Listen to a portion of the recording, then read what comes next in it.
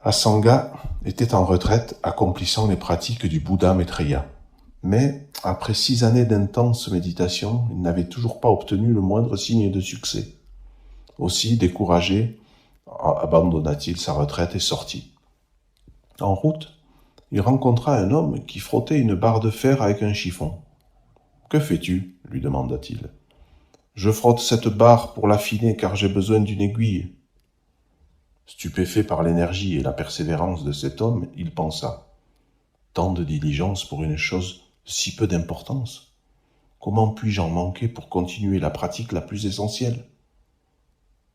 Il retourna alors en retraite et médita de nouveau sur Maitreya pendant 3 ans, toujours sans aucun succès. À nouveau découragé, il quitta sa retraite et sur son chemin rencontra cette fois un homme qui frottait un énorme rocher avec une grande plume. « Que fais-tu » ?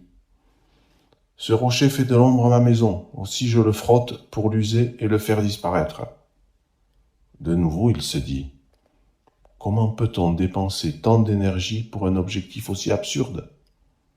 Et il pensa qu'il lui fallait, lui qui pratiquait vers l'éveil, en avoir bien plus. Il reprit donc sa retraite. 3 ans plus tard, toujours pas le moindre signe de succès dans la pratique. Complètement découragé, il sortit.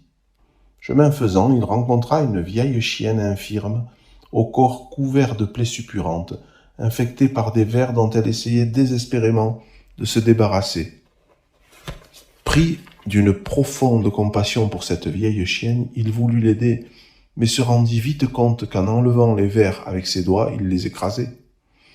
Éprouvant également une grande compassion pour les vers, et pensant pouvoir, sans leur faire de mal, les enlever avec sa langue, il surmonta sa répugnance, ferma les yeux et se pencha pour lécher. Mais au lieu de rencontrer les plaies, sa langue toucha le sol. Il ouvrit les yeux et dans un halo de lumière, il vit devant lui le Bouddha Maitreya. Stupéfait, Asanga dit « Voici 12 ans que je médite sur vous et espère vous rencontrer. Pourquoi ne me paraissez-vous qu'aujourd'hui » Maitreya lui expliqua qu'il avait été à ses côtés depuis le début, mais que ses nombreux voiles l'avaient jusqu'à maintenant empêché de le voir, et que ce n'était qu'aujourd'hui, dans la grande compassion qu'il venait d'éprouver pour la vieille chienne, que ces derniers voiles s'étaient dissipés. Il ajouta « Si tu as des doutes, prends-moi sur ton épaule et allons au village. » Asanga prit Maitreya sur son épaule et, rencontrant des villageois, il leur demanda tout content « Voyez-vous qui est sur mon épaule ?» Mais personne ne voyait rien.